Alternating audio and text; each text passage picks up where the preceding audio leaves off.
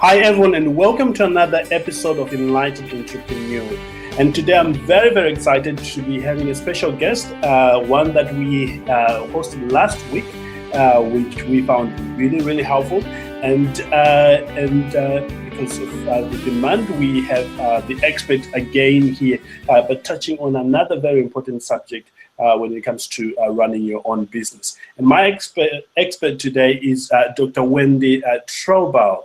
Welcome to the show, Dr. Wendie. Thank you so much, Ukai. Excellent. Today's title of our interview is the critical skills every business owner needs to develop in order to succeed in running their business, in fact, and also add more value to other people. To get us started, Dr. Wendie, can you tell us about your background so that our audience will understand where you're coming from and how you may be able to help them where they are today? Sure. So my background actually starts right after college. I went into sales and marketing, and I loved it, actually. I really loved being with clients. But interestingly, all of my clients were asking me medical questions, and I was this 22-year-old with no medical degree, and I thought, well, maybe I should go into medicine if people are going to ask me medical questions, because then I can answer them with authority. So I went to medical school and got my combined medical degree as well as my master's in business administration through Tufts University, and at that time it was a joint venture between Tufts and Brandeis University and Northeastern University. So it was separate schools participating, and it was an MBA in healthcare administration. It really was designed to help doctors run hospitals, which really was not my source of inspiration, but I did always want to have my hands around what it meant to run a practice. So I went into just a regular practice, but about 4.5 years in, we opened our own business, which was an integrative medical center. And we grew very quickly. So at the beginning, I was the boss's wife, and then I took on the role of aesthetics, so that because I wanted to make sure that when you walked into our facility, it felt good. So I took that on, and then I took on hiring, and then I took on the website, and then I was an employee. And we grew quite quickly to be, over 7 years, we grew to almost a $12 million company. And we also had a 21,000 square foot building. It was separate. So incredible. I've had a lot of just varied experience in running a company that went from a startup to a multi-million-dollar company. Incredible. And then something happened, immediately after, like a small tragedy. Would you share that experience briefly with our audience? So as we talked about last week, one of the cardinal sins of business is being undercapitalized, which means not enough money in the bank to weather you through a bad time. And we were dreadfully undercapitalized. And the winter in Boston, Massachusetts last year was epic, and we had more snow than we ever had, and our revenues were down 20% from January and February in comparison to the year before. And we did not have the cash reserves to weather that. Now, simultaneously, we had a large workforce. We almost had 120 people, and we had a lot of real estate to maintain. So we really couldn't downsize quickly enough to respond to. That's right. Yeah. And so we closed in August of last year. We closed everything down. And what I love about that experience, it positioned you to start a new venture with a better approach. As we saw last week, you mentioned 3 critical things that, looking back, if you had put them right in the beginning, you wouldn't have come to that place where you found yourself in August of last year. Yeah, absolutely. And I think, that really segues very beautifully into what is the first critical, mission critical skill that an entrepreneur will need. And it's to be driven by your passion to bring something into the world that's not in the world, that you believe will alter the world. Beautiful. Let's talk about that important skill. Why is it so important? Can you share some light on that? It's such a great place to start, Yukai, because you know, it's so much easier to be an employee than an entrepreneur. Absolutely. So if you really just want to go to work at 9 o'clock and leave at 5, you should not open your own business. Right. You're going to be an entrepreneur, it's because there's something that's lit you on fire. And you're going to bring it into the world, and you're hungry. You're going to pay. You're going to pay in time, sweat, anxiety, and you're going to work beyond what you would work as an employee because your skin's on the line. Absolutely. And that's passion in a nutshell. Absolutely. I've discovered in my own experience when I ventured into business, that's way back in 2008, I was met with the reality that I stopped working 9 to 5 and I started working 95% of the time I was working. Even moments when I wasn't actively in front of a computer, my brain was constantly thinking, okay, how can I make this thing better? Exactly. So you hit your passion. That's right. But for me now, Dr. Wendie, it's no longer work. It's an extension of my life. It's one of the things that you do. So it doesn't feel like work. It's it's part of my life, so to speak. Yeah, absolutely. And I'm not sure you can really separate that from passion, because if you really despise what you're doing, you might be passionately hating it, but you're not bringing your passion to it, except in resistance. So I think that's probably the second. You cannot separate it from the passion, but there's the having the passion and bringing it to the table, and then having that passion for what you're up to, not just being a passionate person, but your passion for what your business is. Incredible. Dr. Wendie, say in our audience is somebody who is doing what they really not passionate about. They started a business, and maybe because there was a good promise of money at the end, big promises, but they're not passionate about what they're doing. What would be your advice to them? I guess the first question I would have is whether they're interested in a change, or if they're just happy where they are. If having a business that brings them money but doesn't bring them fulfillment is okay, they shouldn't do anything. But if they are, I've built this business and it doesn't move, touch, and inspire me, I would say sell it and go do what you love. You have one life. Go love it. Absolutely.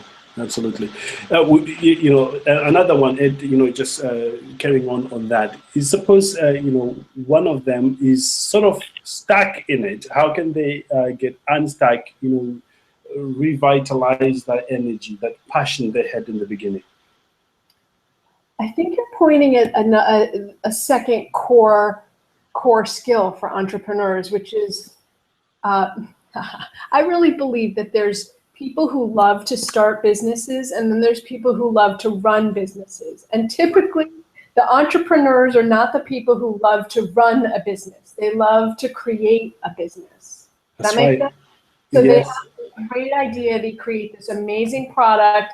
They create some kind of infrastructure, and they launch. And it's a wild success. And then they're like, now what? They really aren't interested in day-to-day. That's not their personality type necessarily. And so the second core skill is, once you've launched this amazing thing, let someone else run it. They're going to do a better job than you are. Right. It makes perfect sense, because if you are an entrepreneur, you like the buzz of keep going. What's new? What can I bring into the world? And then, give somebody to maintain it once it's out in the world. Correct. And then that's the third part about being a successful entrepreneur, is you can rest on your laurels and sit back and go, hey, look what I created. However, what excites an entrepreneur is typically what's in the future.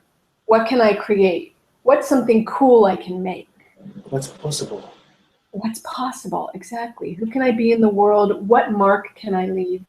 And so the third really important skill is, once you've created what you're passionate about, look for what's next.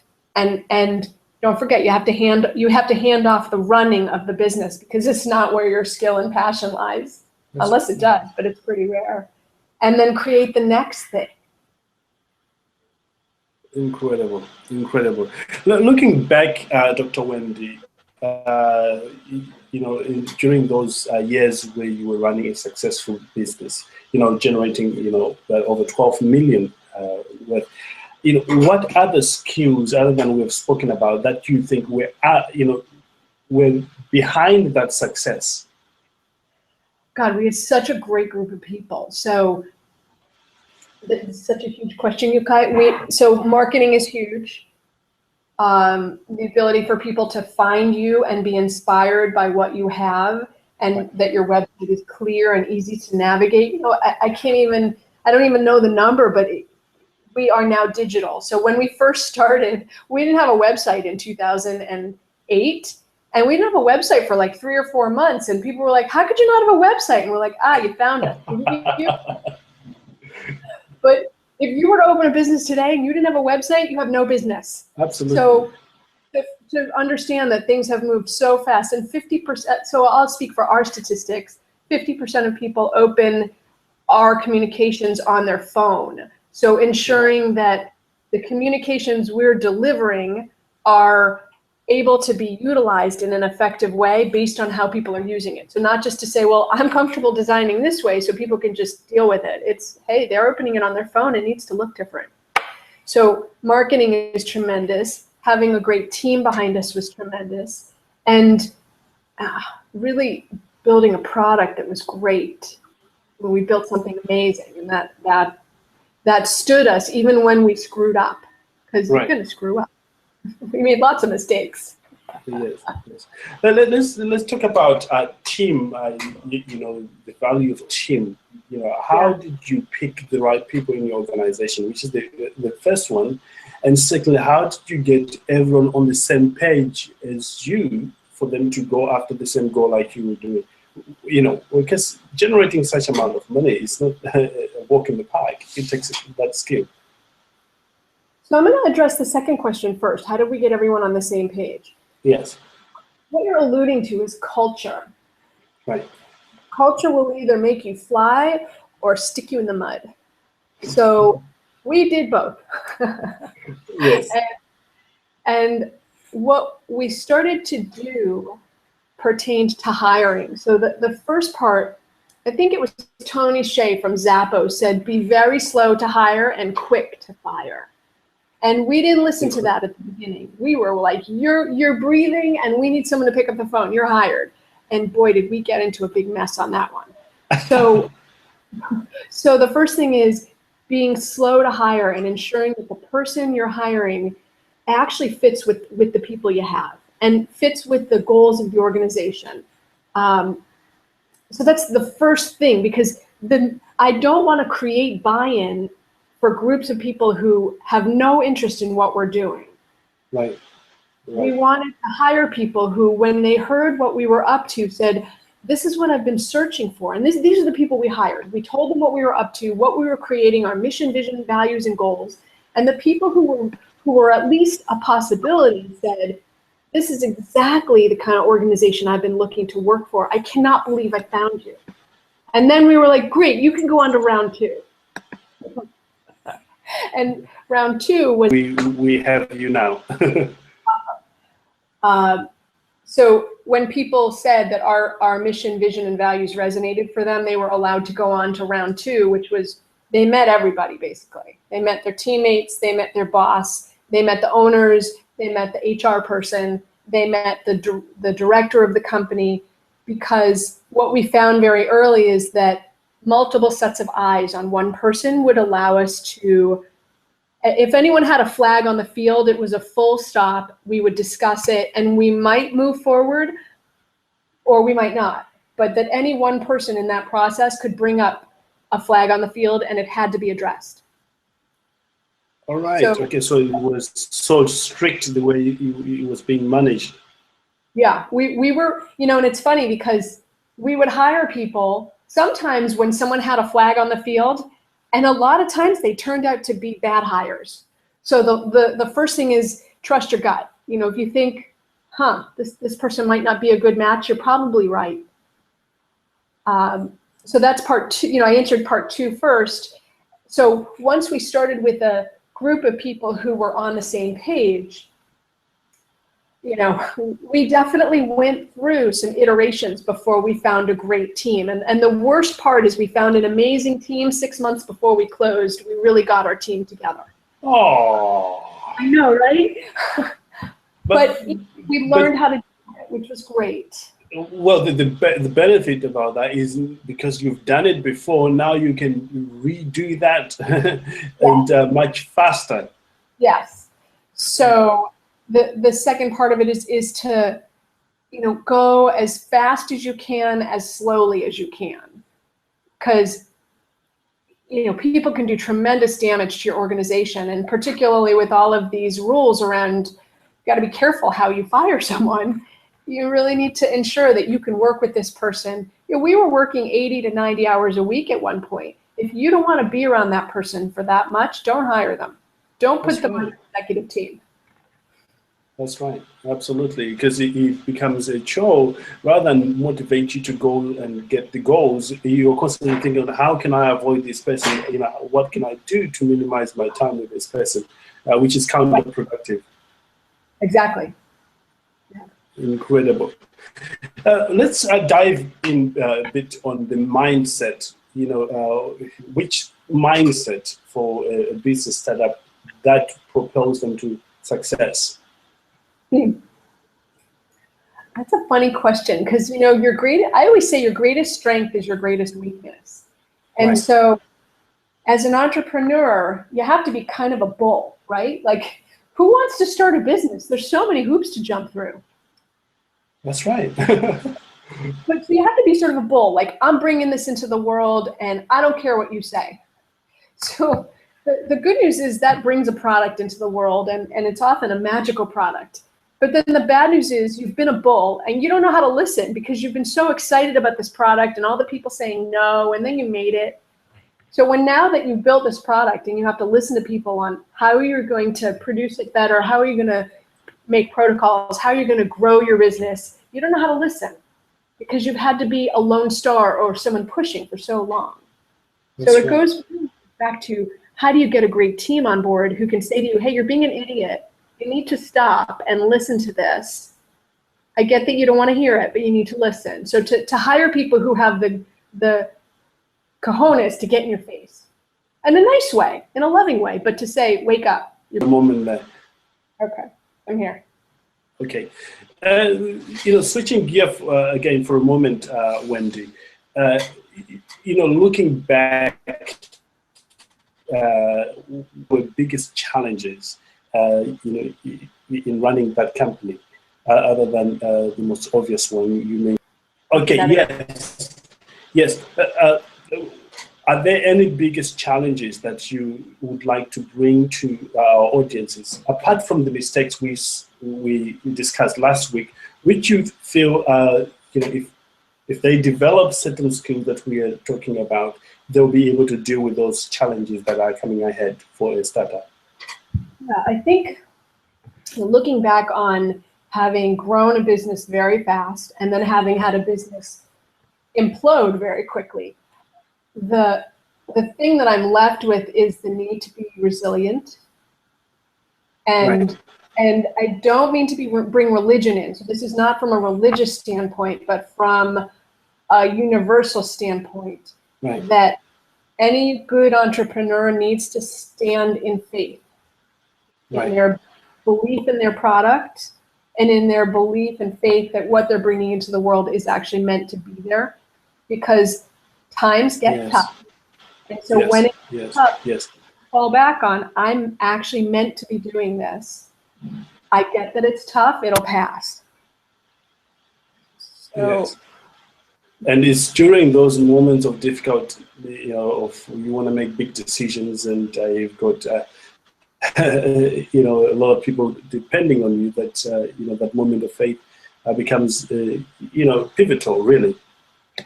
Yeah, and it was really sort of tempting after our business closed to say, okay, well, we'll just go work for other people now. And neither of us could go get jobs to do that because it was so intrinsically wrong. We love what we do. We have an amazing product, and that iteration of it didn't work. So now what can we do to post-mortem and Monday morning quarterback it to say, moving forward, how do we avoid making those mistakes? Look, we made every small business mistake in the book, down to sending, at one point we had a marketing person who put together an email list for marketing. It was not yet in any of the email marketing programs. It was just an email, and didn't BCC everyone. So everyone got everyone else's email. It's a big no-no. Oh, no. Yeah, so yeah, we really did make every mistake. And looking back on it, doing an effective postmortem and an honest postmortem to say, okay, we could have done that better. That was a massive screw up. Let's not ever do that again. That was a really good choice. Let's make sure we bring that forward. That's right. And so actually being committed to learning from our mistakes was tremendous, because we really could have curled up in a ball and whimpered for a couple of years, but it's kind of boring to be there. Absolutely. And if you do that, you will never have peace with yourself, because you're not true to who you are, really. And I've discovered, go ahead. So yeah, exactly. We're all about growth and development. And then if we stop growing and developing, it's a huge integrity issue. So we really saw, like, we have to learn from this mistake and we have to do it again. Absolutely. I've learned something about myself, even at this point, to think about going to work with somebody else. Just the thought of that just makes me ill. I feel like, okay, why? Knowing what I know now, with the knowledge I have about what is possible, how to move around and make things happen, then, just shutting myself down and to work for someone else, it will be very, very difficult. Exactly. I wouldn't last there. Yeah, it really would. Definitely. Yes. Dr. Wendie, on a personal level, how do you motivate yourself? How do you, get yourself to keep going? In general? I mean, in the business? In business. So, that's probably the hardest question you've asked me, actually. There are certainly things I despise doing. Right. So I'm really good at starting projects. When it gets into the weeds, I get stuck. So right now I'm launching a membership program, and I have to update all the little facets in the website. And I find that to be torturous, because I'm paralyzed by my concern of making a mistake. What if I don't launch it properly? Look, nobody's going to die if I screw it up. I'm just going to have to fix it, but I don't want to look bad, which I think drives a lot of us. So how I motivate myself in times like that is to get very, very real. Like, nobody's going to die. You're just going to look like you missed something, and nobody's going to hate you for that. So get over yourself and just do what you need to do. Talk to myself, essentially. In terms of other motivations, I don't really know how to answer that. It never occurred for me like a choice that I would not do what I'm passionate about. It wasn't like, should I do what I'm passionate about, or should I go work for someone else? I literally entertained that thought for 15 seconds, and it wasn't right. And then the next question was, how do I get back into the game?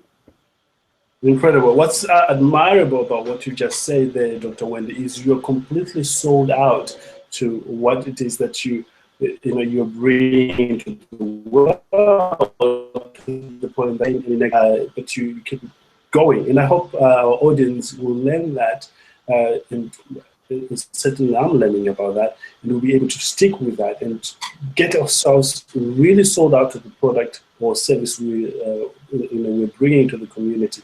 so that we will never go back. Yeah, and Yukai, it's really a double-edged sword, because if we're not successful, people will be happy to say, look, see, they failed once and then they failed twice. We told them they shouldn't do it again. But if we're successful, then they'll say that we were so driven. So we're either fools or we're driven, and time will tell the truth. Hoping it's the second. Here's a newer one for you. During the time you were very busy, running the business and doing all, dealing with the staff and dealing with the people you were serving, how did you manage your time, Dr. Wendie?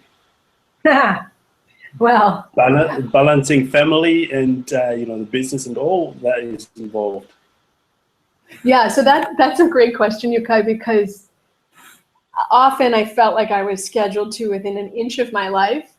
Right. And I have 4 kids, and so basically it was like, you can't get sick because I can't come home until this time. So thankfully they're really healthy, but first off, I have a lot of help. So I have help for my home life, so that should there be a breakdown there, I can be at work.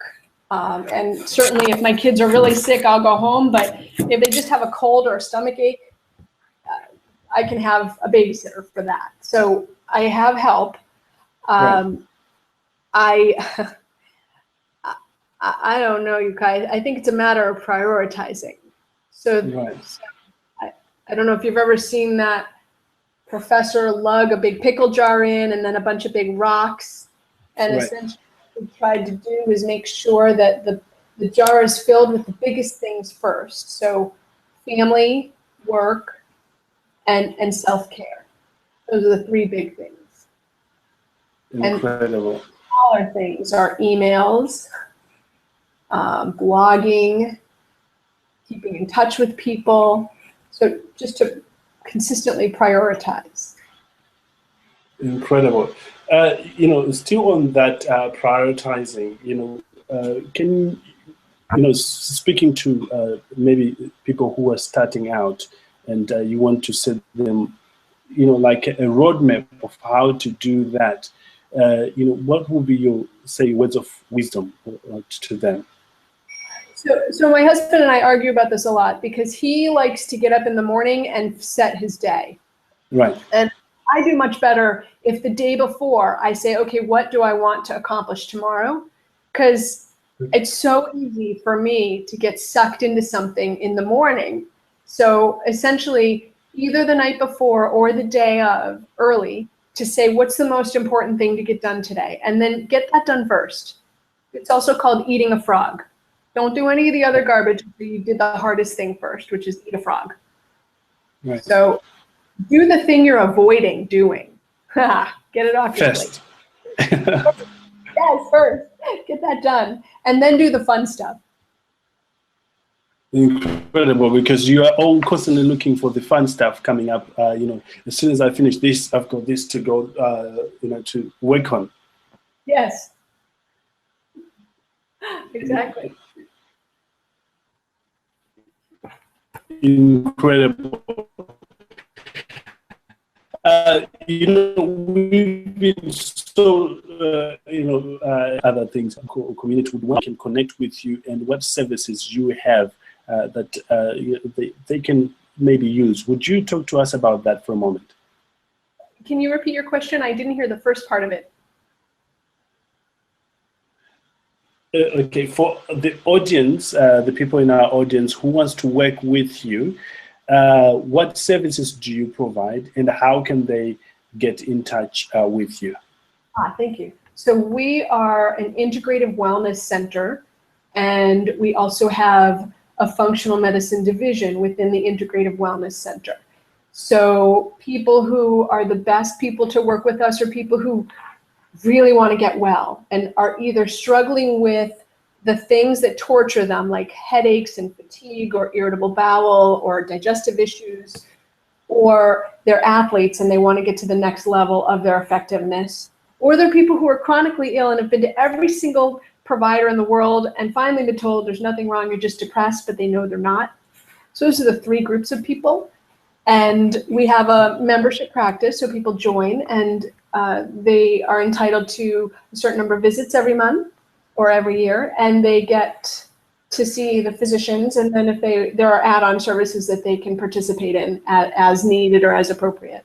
The company is called 5 Journeys, and it's either the number 5 or the word 5 spelled out, JOURNEYS.com. And right at the bottom of every page, there's a contact form, and that comes to me. They can also email directly to info@5journeys.com. Incredible. Let's talk about those 5 journeys, because much to you touched on this in our last episode last week. For those who haven't got that part, can we talk about that before we end our time here together? This is my favorite topic. So we say the name of our company is based on our philosophy, because we say you as a human being, you're taking 5 journeys to health or optimal health. And the first journey is your physical body. That's your bones, minerals, chemistry, and the way you're holding your body, because that influences the hormones that you secrete. Just your posture alters your health. Then there's your chemical journey, and that's your minerals, nutrients, hormones, the food you're eating, how you're digesting it, what you're absorbing. That's typically where the functional medicine consultations come into practice. Really. Right. And then there's your emotional journey, because the relationships you have with yourself and others actually determine how healthy.